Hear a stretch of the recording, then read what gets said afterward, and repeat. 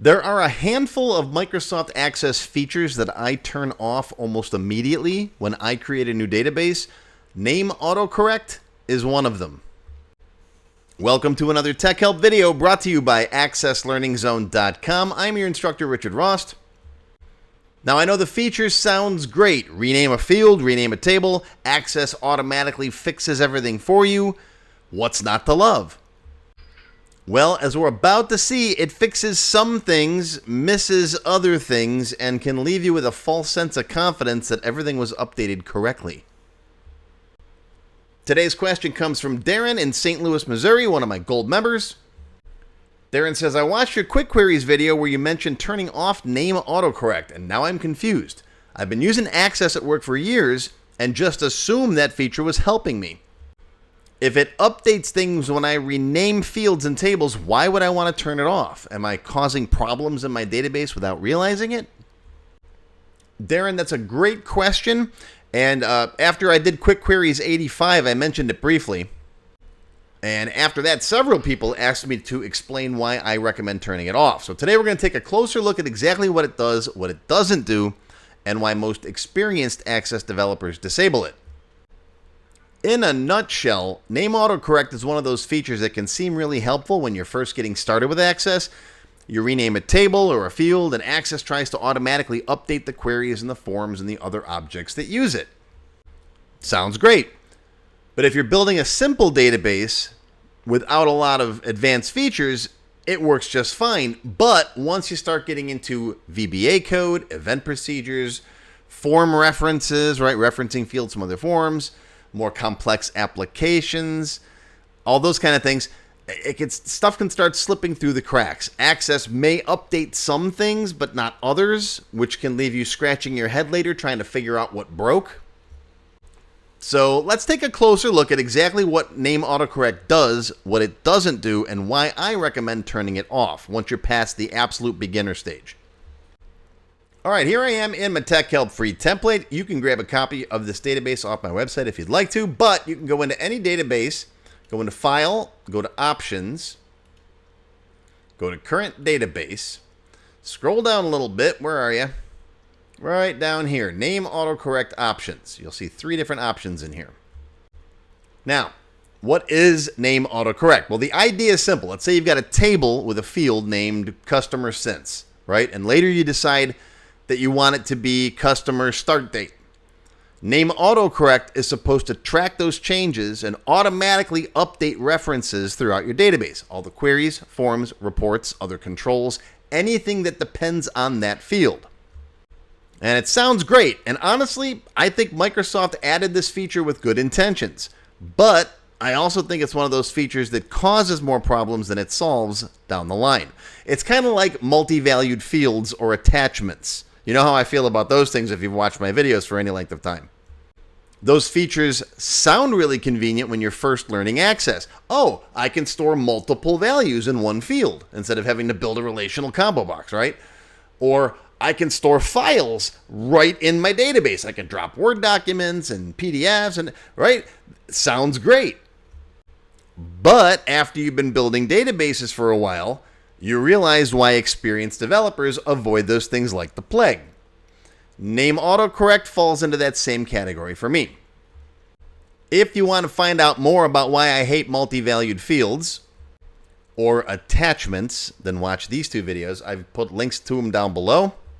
I got a whole page on my website about things in Access that you shouldn't use. I call it my evil Access stuff. Things you should never use, things that are frowned upon, and some other stuff. So check it out.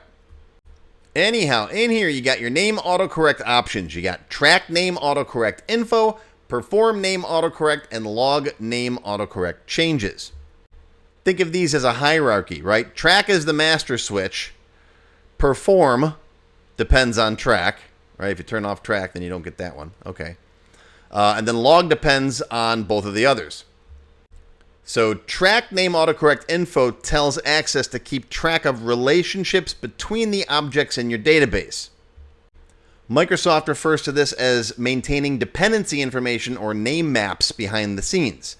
Access keeps track of which forms use which tables, which reports use which queries, which objects depend on other objects. That information is required if Access is going to attempt automatic updates later. The downside is that all of that information has to be maintained. That means extra overhead, more work for Access, a slightly larger database, and it's just one more thing happening behind the scenes. Then you've got Perform Name AutoCorrect. This is the setting that actually tries to fix things, to actually rename a field, rename a query, rename a table, whatever. Access attempts to update references automatically. This is the feature that most people think of when they hear Name AutoCorrect. And then finally, you got Log Name AutoCorrect Changes. That's the option that actually creates a log of changes that Access makes automatically.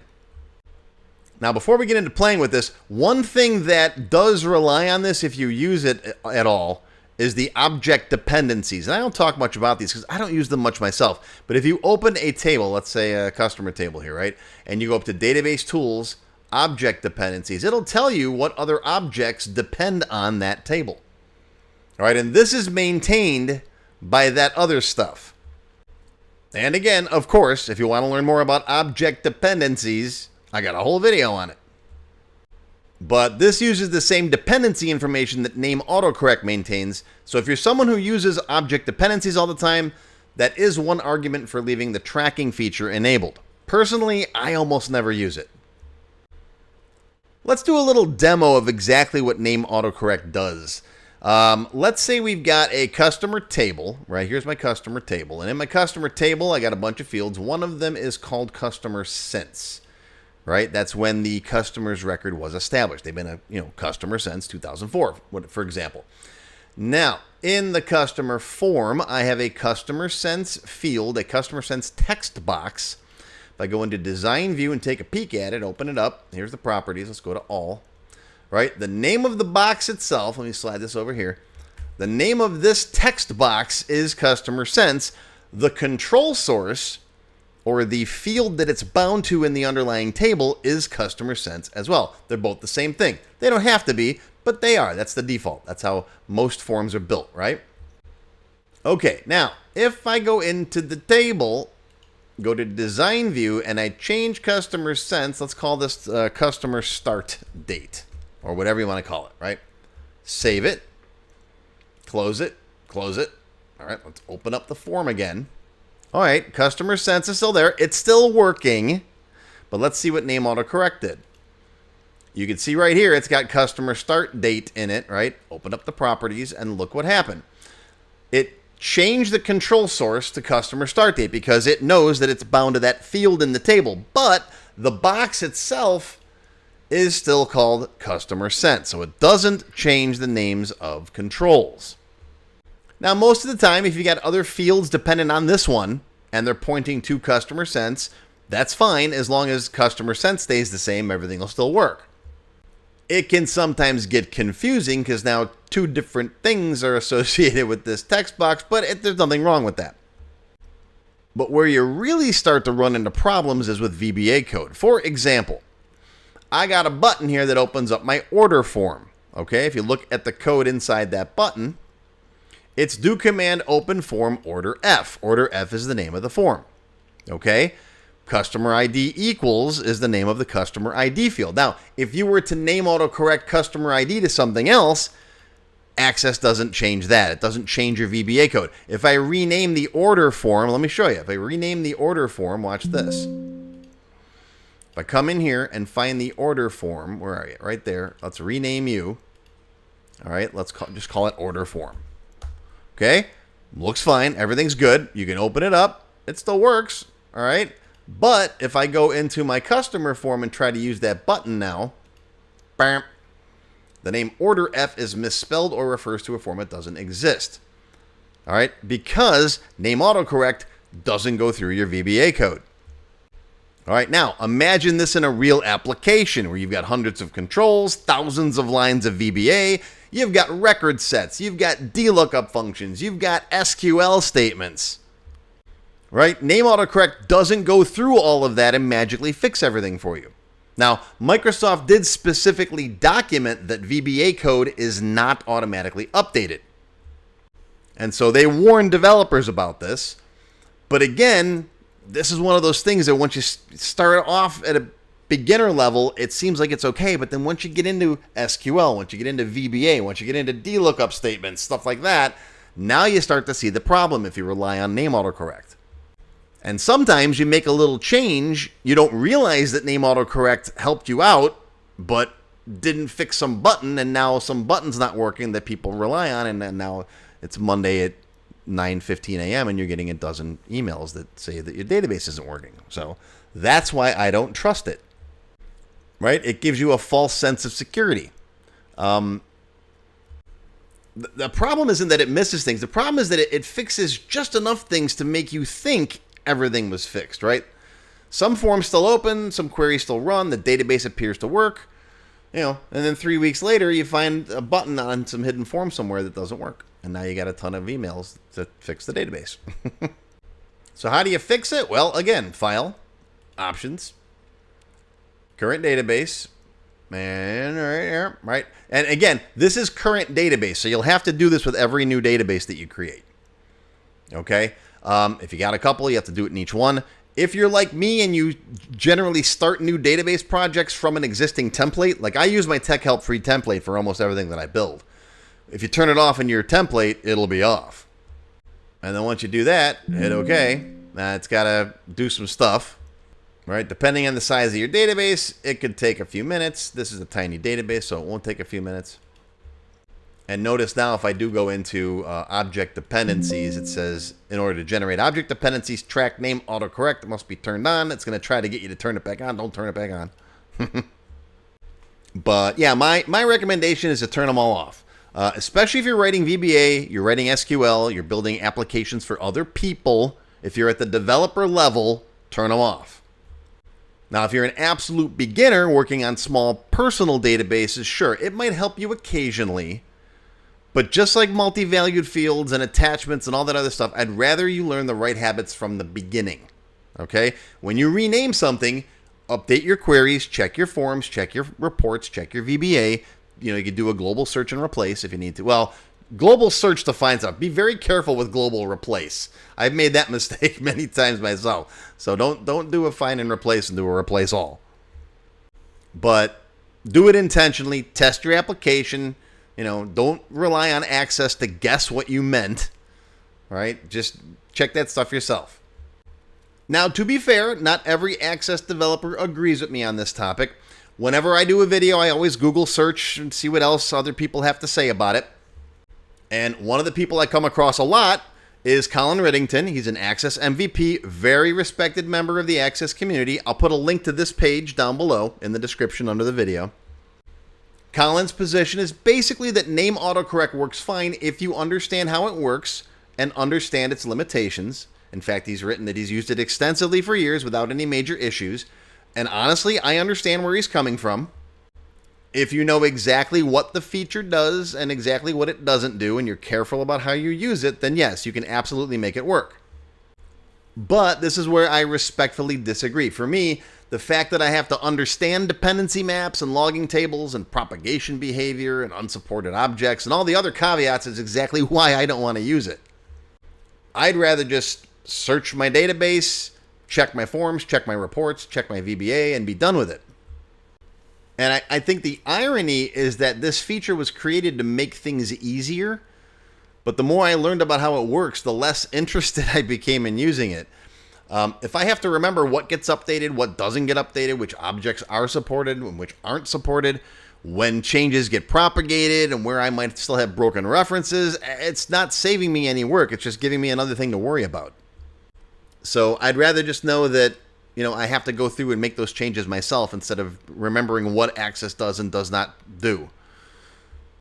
I think at some point the feature becomes more complicated than the problem it's trying to solve. And for me, renaming a field and then spending a couple of minutes checking my database is simpler than relying on a feature that only updates some things and then expects me to remember everything it missed. And that's why, even though I understand Colin's position, and I think it's completely valid, I still don't like name autocorrect, or autocorrupt, as some people call it. personally, I'm of the mindset usually that if I have to rename a field in a table that I know has been around for 10 years, I just leave it. I just deal with it. I've still got fields named in my database that I named 20 years ago that I'm not touching, that break a lot of my own rules, like with spaces in the field names, because I just don't want to deal with all the propagations and the SQL and the VBA I have to fix.